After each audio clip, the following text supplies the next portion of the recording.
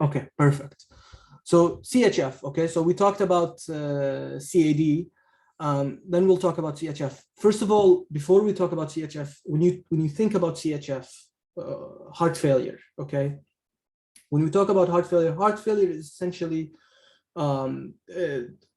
you have heart disease, either systolic or diastolic. There's a problem in the pump, okay?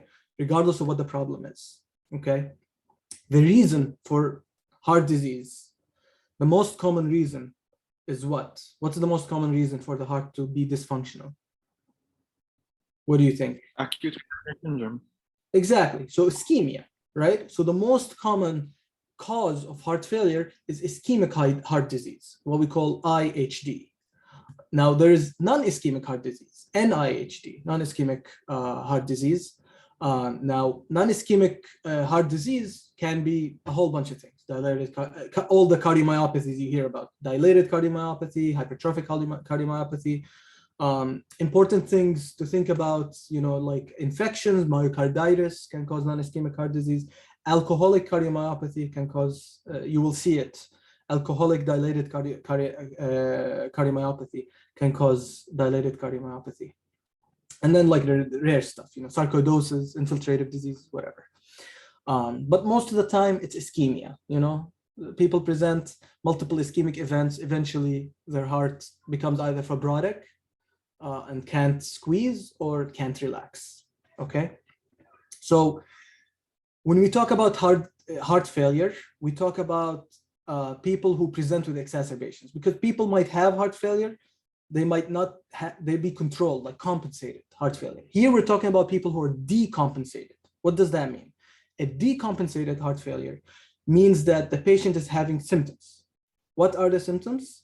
It's shortness of breath that is exertional, orthopnea, PND, paroxysmal nocturnal dyspnea, plus minus edema, depends if the right heart is dysfunctional or not, okay? And that's the other thing. It could be left heart disease, could be right heart disease. And the other classification is reduced ejection fraction, heart failure with reduced ejection fraction, HIF-REF, or HIF-PEF, preserved ejection fraction. There's others, there's ME ejection fraction, like mildly improved ejection or recovered ejection fraction. There are other classifications. I don't know all of them. You don't need to know all of them if you're not a cardiologist. What you need, the big ones to know is it a HIF-REF or HIF-PEF?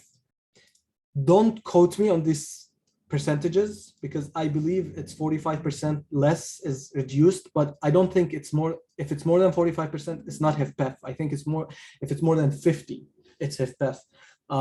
So you would have to look at the actual guidelines for these numbers, but in general, if it's less than 45% is reduced ejection fraction. And this is the one that we have the most science about, the most evidence about, the HIF-REF. HIF-PEF is we're still working on it to improve mortality, but this is the one that we have mortalities. So what I'm going to discuss here is somebody who shows up with these symptoms and you think they have heart failure exacerbation. When you think about this person, okay, like let's say it's a 75-year-old man who has history of CHF. Baseline is on 80 milligrams of PO Lasix. Lasix is furosemide, so you need to remember this name. Now presenting with an exacerbation of heart failure. When you think of an exacerbation of anything, you have to think of two things: the etiology of the exacerbation and the active management of the exacerbation. The etiology of the heart failure exacerbation most of the times is due to non-compliance. Non-compliance with what? Non-compliance with diet, which means they either ate a whole lot of sodium, and think of Chinese food, has a lot of soy sauce, has a ton of sodium, like 3,000 milligrams of sodium per meal or something. It might bounce them into heart failure just because they ate a lot of sodium.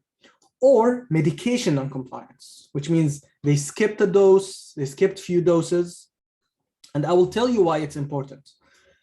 Let's say this person is on 80 milligrams of Lasix. He skipped the dose today, okay? Which means they didn't take the 80 milligrams today. what's going to happen is that they're going to start accumulating fluids because the heart is not pumping well. So the preload is going to increase. There's going to be volume overload overall, either congestion in the lungs or congestion in the body, left versus right heart failure. What's going to happen is that they're going to catch up. They're going to, oh shit, I forgot my medication. Tomorrow I'm going to take 2 pills.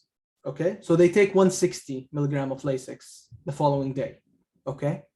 What do you think is going to happen when they take the 160 milligrams of Lasix? Is it going to work? Is it not going to work? If you had to take a guess. It might work. It might work, right? So it might work, but a lot of the times it does not work. The reason is it doesn't work because they developed a lot of congestion. Part of the congestion that develops is in the GI tract, in the gut. They will get gut edema, and the bioavailability of PO Lasix goes down with increased gut congestion. So what happens is that the 160 they take, they might not even absorb quarter of it. So what ends up happening is that they will not, no matter how much they take PO, it's not going to work. So even, you know, obviously I'm exaggerating. It's not if they miss 1 dose, but you get the idea. If they miss a few doses, then no matter how much they take PO, it might not work, and they need IV at that point, okay? So this is why it's important to be compliant with heart failure, because the medication can stop working. The other things you think about is if they have an infection, which means if they have sepsis, they have a pneumonia, they have, I don't know, like cellulitis or any sort of infection, a UTI, it will bounce them into heart failure because the whole body mechanism, the whole homeostasis is going to be affected. The other important one is a lot of people will have AFib who have heart failure, and they will have what we call RVR, or rapid ventricular response, which means their heart rate is going up and is staying up. And because the heart rate is going up and the heart is pumping over and over and over again, there's not enough time to fill. And so essentially their forward flow goes down. So their cardiac output kind of decreases and forward flow goes down. They will get a heart failure exacerbation. And then finally, if they get an MI, right, if they get a new ischemic event, so acute coronary syndrome can precipitate an heart failure. Something I did not mention, by the way, about beta blockers. If somebody is already on beta blockers, baseline takes beta blockers, shows up to the hospital with acute heart failure, continue the beta blocker. Do not stop. The only time you wouldn't start a beta blocker, initiating new beta blocker on somebody with acute heart failure, then you don't do it. But if somebody has beta blocker on baseline, then you continue the beta blockers, okay? So, you know, in order to investigate the etiology, usually you send, you know, a whole bunch of labs. You'll do an EKG to check if there's an MI or something. You'll send the troponins to confirm. And then, you know, you'll do a chest X-ray to check for like a pneumonia or something, and sputum cultures, urine analysis, maybe urine culture. You're going to check the pro-BNP because it's going to help you to determine whether the patient is really in a heart failure exacerbation or not. This is a very important thing. The pro-BNP, the value itself, is kind of useless, one value. What's important is the trend, because a lot of people with heart failure, you will see, they float around pro-BNP of 1,000 or thousands sometimes. What's important is that they show up, and then the value is significantly higher than what it was. Then that will give you an idea that the patient has a dilated or has a volume overload, and thus they are in heart failure. And then the other thing is that there is false negatives for pro-BNP. And one of the important false negatives is obesity. People who are obese have lower pro-BNP. So they might have negative pro-BNP, lower values, even though they are in heart failure. And then, you know, you're going to do your CBC comprehensive metabolic panel, and then like your regular labs, and maybe an ABG, because this will tell you if the patient is in hypoxic respiratory failure or not. Okay, so this is kind of how you manage the etiology. The other thing, you might do a TTE if the patient never had a echo you might want to do an echo because you want to see what the ejection fraction is. Okay. Now, how about the management? So this patient is coming to your floor and they're asking you, please manage this patient for heart failure. This guy right here, 75-year-old, 80 milligrams Lasix, missed few doses, started taking his Lasix, not working, he's short of breath. What do you do? Okay. Very important to remember the bioavailability of Lasix, okay, which is the most common medication you'll see for patients for symptomatic management. Lasix bioavailability, PO Lasix bioavailability is 50%, okay, which means if I give 40 milligrams of PO Lasix, this is equal to 20 milligrams of IV Lasix, which is furosemide. Okay, so in order to give the same quantity for this patient, the 80 milligrams, I need to give how much? 40 milligrams IV. It's equivalent. Okay. There's another medication, another loop diuretic called Torsamide. Torsamide, at least when somebody doesn't have gut edema, the bioavailability from the gut is actually almost 100%. So 20 milligrams of PO Torsamide is almost equivalent to 20 milligrams of IV Lasix. Okay, so these are important kind of tidbits to remember. The final loop diuretic that we talk about is butanide, which is Bumex, and this is again, bioavailability is 100% almost, and it's very low dosages. 1 milligram of Bumex, PO or IV, is equivalent to 20 milligrams of IV Lasix. Okay, so remember this kind of equivocal things because they might come in handy. Some attendings like to discharge people on Torsamide instead of Lasix because of this availability thing, bioavailability thing. Okay, but this is not the management. This is just kind of to know about these things. So how do you manage this patient? This guy who's on 80 milligrams of PO Lasix at home, now huffing and puffing, and he's short of breath. You do the chest X-ray. They have pulmonary edema, and pro-BNP is through the roof. So you know they're in acute heart failure or they have exacerbation of heart failure. So you need to give them Lasix, right, to improve their symptoms, and you need to give them Lasix to get them out of the hospital. Okay. The question is, do you give IV intermittent doses, or do you put them on a drip of Lasix? What do you actually do? So you can give them either like an 80 IV BID of Lasix, which is a whole lot than what they take, right? Remember, they take 80 milligrams PO. So this is 80 IV twice a day. So it's almost quadruple of what they take at home or more. Or you put them on like 10 milligrams of Lasix IV drip, right? So the total here will be like 160 versus total here will be 240 throughout the day.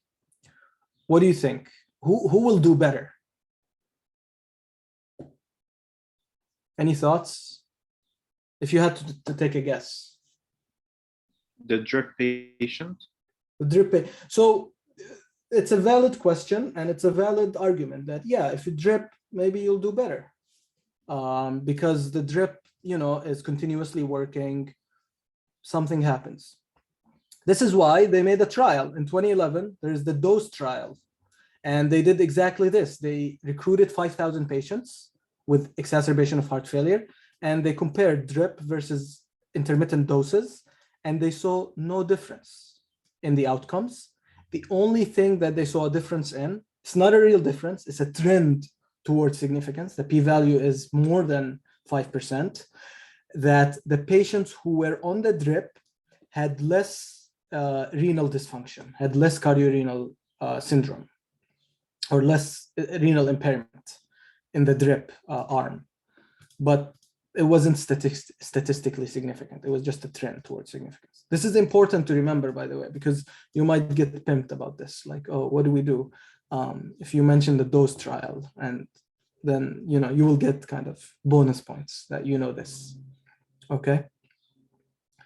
So, whatever you start, there's no right or wrong, so you're going to put them on this one or this one.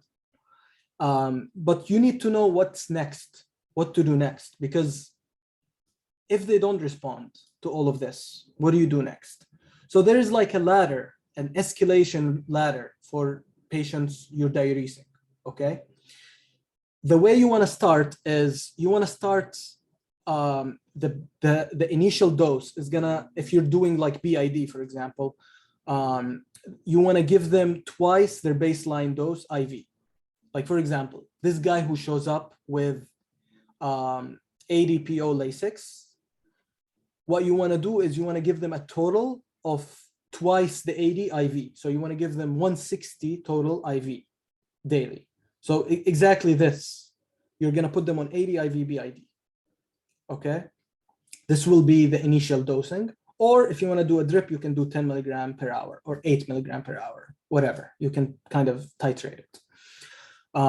But you want to give them essentially twice their baseline as IV equivalent of Lasix. If this doesn't work, or the Lasix drip doesn't work, some people promote that, you know, maybe a Bumix drip would be better than Lasix. Again, these two are equivalent. I don't believe there's any controlled trials that compare Lasix versus Bumix. I could be wrong. It doesn't really matter. As long as you diurese them, you get that water out, you're good, okay? If this doesn't work, or it's kind of slowing down, you're seeing them, they're not diuresing well, you can augment their diuresis by giving them a dose or two of a thiazide diuretic. And the thiazide diuretic here in the hospital is called metolazone, okay? Metolazone will augment the Lasix or Bumix. So they will just pee a whole ton with the metolazone, even with one dose. You can give one dose only, twice maybe, but don't give more than that, because they will be at high risk of developing hyponatremia, of just diuresing a whole bunch. So, and becoming dehydrated and causing renal failure, essentially. So don't overdo the metolazone, even start with 2.5 milligrams. This is what usually recommended, but you can go to 10 milligrams once. This will improve the diuresis. If this doesn't work, some people try to augment the diuresis by starting a dopamine drip on top of the Lasix drip, or on top of the Bumix drip, or IV intermittent dosing. Again, dopamine, it's thought to increase the renal kind of blood flow, the RBF, and it augments the diuresis and gets you kind of a better effect of the loop diuretic that you're using. So you will diurese the patient more. And again, once you reach this point, you probably want to be in a cardiac care unit, or at least on a step down unit, because you're putting the patient on dopamine drip. Nurses on the floor might not be able to titrate this drip, or even know about this drip. So you, at this point, you might want to start thinking about step down units. And then finally, if the patient is really not improving, not diuresing at all, then you might start what we call inotropic support. This is specifically for patients with reduced ejection fraction, with an EF of like extremely low EF, like 5% EF, and they're not really improving despite maximum diuresis, despite maximum dopamine drip or metolazone. Then you can start them on something that increases the cardiac output, an inotropic agent, and these will be either milrinone, which is a phosphodiesterase inhibitor that augments the cardiomyocyte contraction, or dobutamine, which is, it has like a beta-1 receptor agonism and increases the contractility. Remember, both of these medications increase the risk for arrhythmias, specifically VTAC and VFib. So these will not be used on the floor. These will be used in somebody who's in the units or something. If nothing works, okay, if none of these work, the patient is still overloaded, you're putting on max diuresis, they're not diuresing. What can you do? What do you think? You want to get this volume out. You do dialysis? Yes, you can do dialysis. Remember, one of the dialysis indications is overload, volume overload. Remember IOUE, whatever, like the indications for dialysis. One of them is fluid overload. So you can dialyze these patients, specifically those patients with low urine output, regardless of, despite maximum Lasix, you can dialyze them and get the fluid out. Obviously, this is like a temporary fix. These patients at this point, if they don't recover, then, they need like a heart transplant or something, because, once you get to this point, you're talking about a patient who might require further therapy. Okay. So what is the goal of doing all of this? What is our goal? In general, my goal when I admit somebody with heart failure is to diurese them as much as possible, to get them as much as possible this fluid out, get them back to what we call dry weight. It's very nice to have a dry weight for the patient, which means you look in the chart, you go back in time and you say, oh, this patient's dry weight is 80 kilograms. Now he's showing up, his weight is 100 kilograms. No one gains 120 kilograms of fat over like 3 months. They gain 20 kilograms of fluids over 3 months. 20 kilograms of fluids means 20 liters of fluid, means they have to diurese, you have to be net negative 20 liters once you're out of the hospital. So what you want to do is you want to measure their ins and outs critically, like I's and O's have to be absolute. So what you need to do is you're going to document, the nurse is going to document everything they take, estimate how much they drink, estimate how much they give IV, and they will have a Foley catheter. And the Foley, you're going to determine exact urine output every day. And then you're going to have the what's the net between both of them. And then kind of more objectively, you're going to measure their weights every single day. And then you're going to see the weight go down. Okay. So these two things are the most important things in management. A kind of an important question. How much can you diurese? How much the kidney can give out in one day? Like how much fluid, how much urine output can you get max? Usually your normal urine output is 0.5 to 1 ml per kilogram per hour. That's like the normal urine output. Throughout the day, you might, pee like 2 liters or 5 liters, whatever, max. If we're giving diuretics for this patient, how much do you think you can diurese them maximum? Per hour or per day? Like how much urine can they put out? Like 1 liter per hour or 500 ml per hour? What do you think, if you had to guess? 2 liters per day. 2 liters per day. That's a good guess, right? Like you can diurese 2 liters per day. They're going to lose 2 kilograms of their weight per day. But the kidney has a lot of capacity. The kidney can diurese 2 liters per hour. You can technically diurese somebody up to 24 liters per day. They can lose 20 kilograms in a day.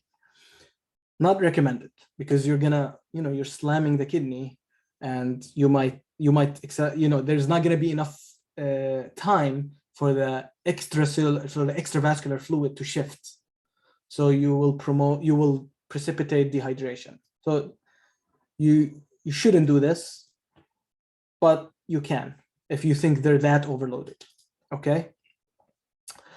A very important concept to remember, since we're talking about the kidney, is something called Cardiorenal Syndrome. Okay, you heard about Cardiorenal Syndrome, and when I started, I didn't realize what exactly it means. We think we know what it means, but we don't fully know until we're out in the field. So what is Cardiorenal Syndrome? Cardiorenal Syndrome just means that there is kidney dysfunction due to heart dysfunction. Cardiorenal Syndrome. Okay. And so it's an increase in creatinine because of heart failure, exacerbation. The problem with cardiorenal syndrome is there's no nice test to tell you that this is cardiorenal. One of the things we look at is something called FeNA, or fraction excretion of sodium, or Phe-urea, fraction excretion of urea. And if these are low, it means that the patient has pre-renal syndrome. But pre-renal and cardiorenal actually both have low FeNA. and low urea. By the way, when do you use urea? You use the excretion of urea if somebody is on diuretics, then the FeNA is going to be not accurate. So you use the urea excretion. So that's important. Somebody already on diuretics and you want to figure out what the kidney injury is caused by, you use a fraction excretion of urea instead of FeNA. But let me ask you a question. What's causing pre-renal? Pre-renal syndrome is caused by decreased overall volume, dehydration. So not enough blood flow is going to the kidney because there's not enough blood. And so you will have, the creatinine is going to go up because the GFR is going down. Okay, easy. How about cardiorenal? What do you think the cause of cardiorenal is? If you had to kind of think about it. Decreased perfusion. I mean, like decreased perfusion to the kidney because the heart's not pumping well. Exactly. That's the explanation that I got in med school. That's the explanation that I always thought, that there's decreased forward flow. So the blood is not reaching to the kidney.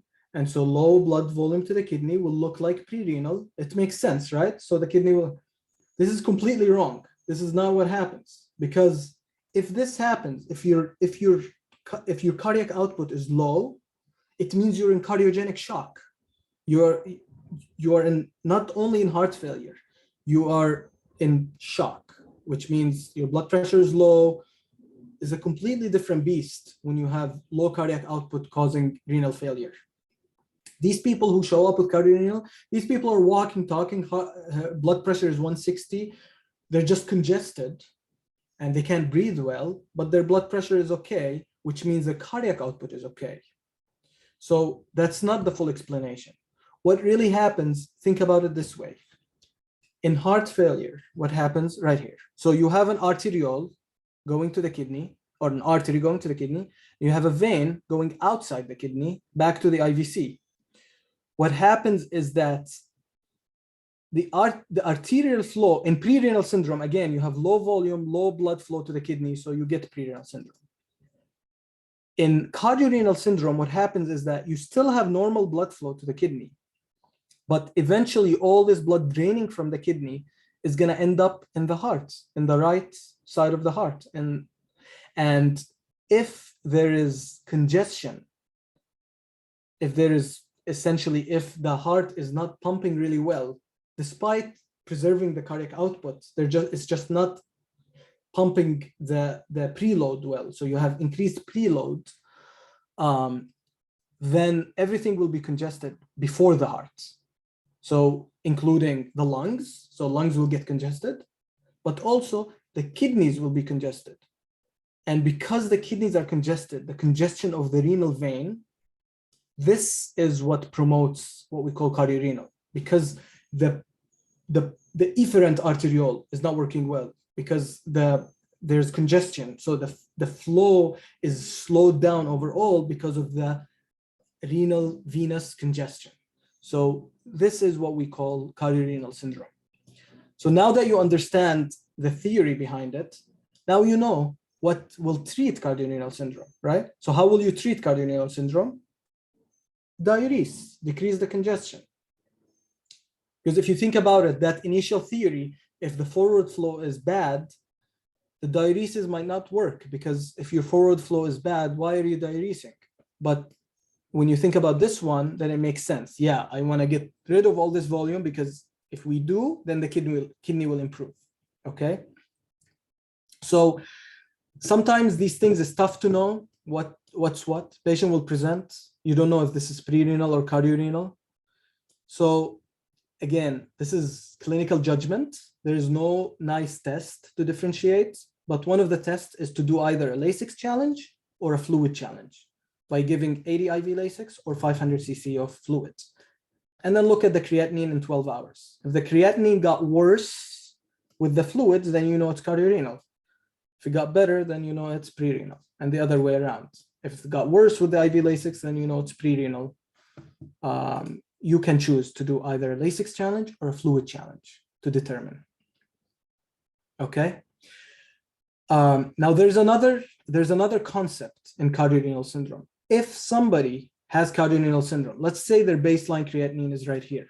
Okay, so on the y-axis, we have the creatinine. On the x-axis, we have time. They present here in Cardiorenal Syndrome. And then I start diuresing the patient. Once you start diuresing this patient, you're going to see the creatinine starts going down and down and down all the way down to their baseline. Okay. Remember, back to their baseline creatinine does not mean that the patient is dry. We used to diurese these patients more, even when they're back at their creatinine level, until their creatinine bumps again. What does this mean when the creatinine bumps again after diuresis? What do you think this happens? Why did the creatinine go up here?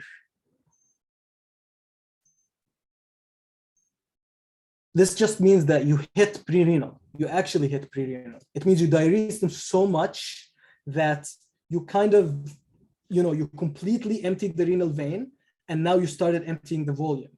So this is a sign of actually the patient becoming dry, back to their dry weights, okay? Or it's a sign that you're over-diuresing. So this is over-diuresis, which means you need to slow down on your diuretics. You need to give time for the fluids to shift, or you need to stop. You need to put them back on their home regimen and send them home.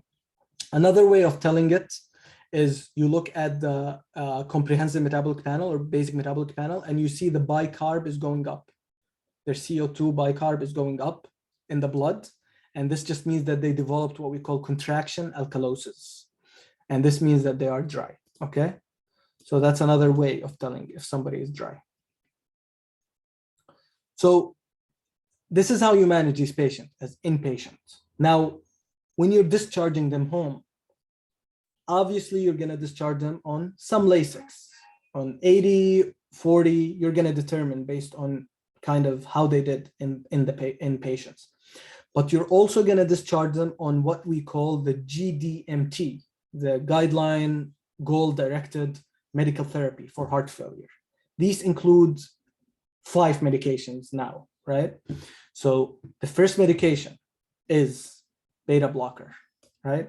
The beta blocker improves mortality in heart failure with reduced ejection fraction. So it's going to be Metoprolol XL with a max dose of 200 that you titrate as outpatient to a heart rate of 60. This is what you do, okay? Now, alternative to Metoprolol, as we said, is Coric, okay? Maybe we talked about this or not, but remember this target rate, heart rate of 60 is very important for these people. If you are on max beta blocker and you can't get their heart rate to 60, you know what can you do? So you can add another medication to get their heart rate down to 60, called ivabradine. I didn't put it here, but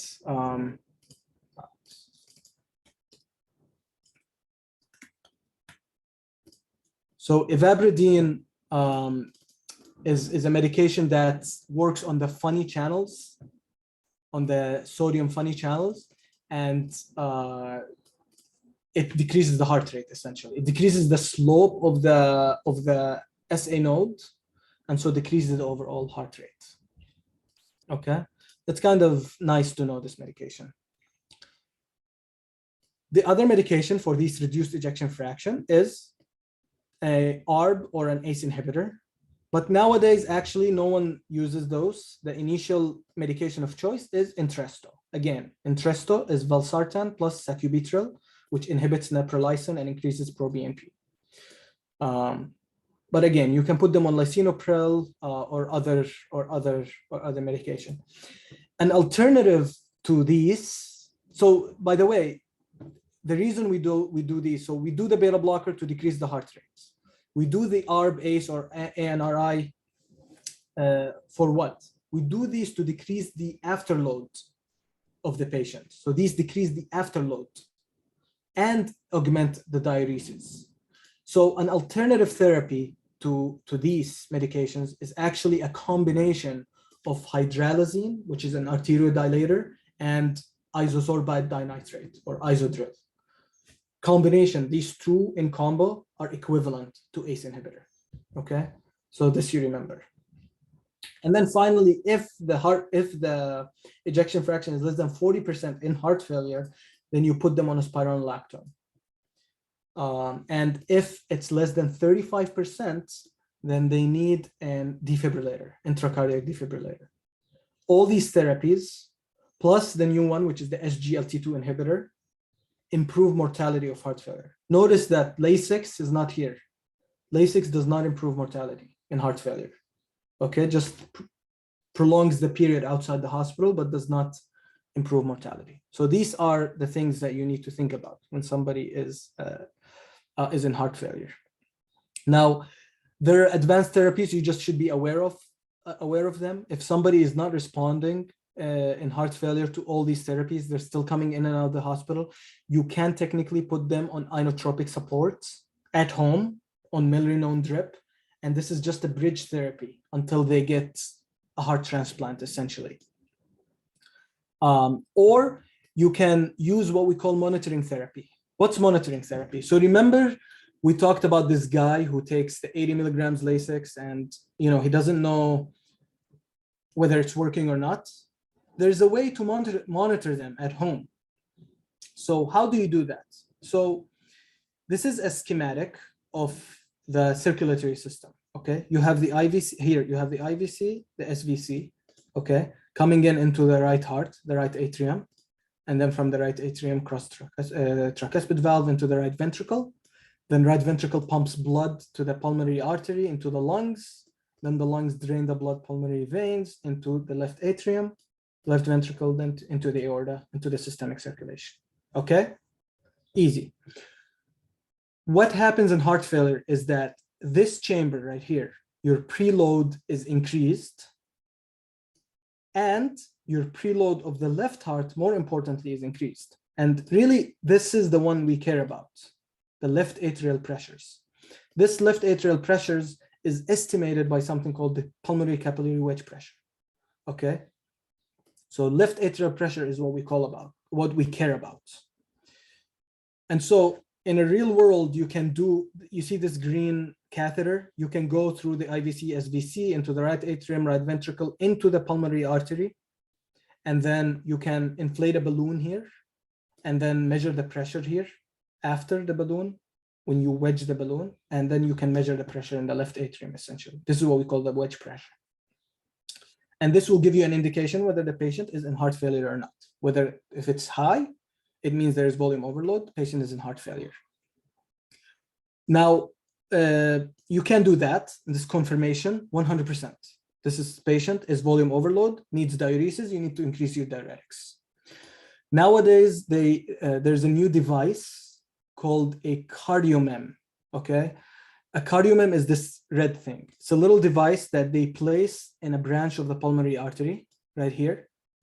And it continuously measures the pulmonary artery pressure. As you imagine, there's a systolic, diastolic. When the right ventricle contracts and then relaxes, the pulmonary artery expands and relaxes, right? And so what happens is that if you look at this low pressure here, the pulmonary artery diastolic pressure, it's really an estimate of this pressure here, the left atrial pressure. And so you can use this device to see what's going on with the patient, and you give it to you actually implant it, and then you send the patient home, and the patient has like a little pillow that they hug, and the pillow transmits, reads the device pressures, and then sends them to the cloud. You can see them on your EMR, on your monitor. And then you can monitor these patients every day, and if the PA diastolic goes up, then you can call them and be like, hey, today you should increase your Lasix because your PAD is increased, take twice the dose. So they found out that this device, improves essentially patients' quality of life, because now they know objectively that they're slowly going into heart failure without them knowing. Okay, so it's a nice device to know about. And then finally, there is an advanced therapy called the renal guard system. Remember when we talked about, you're diuresing these patients kind of blindly, you don't know if you're gonna damage the kidney or not.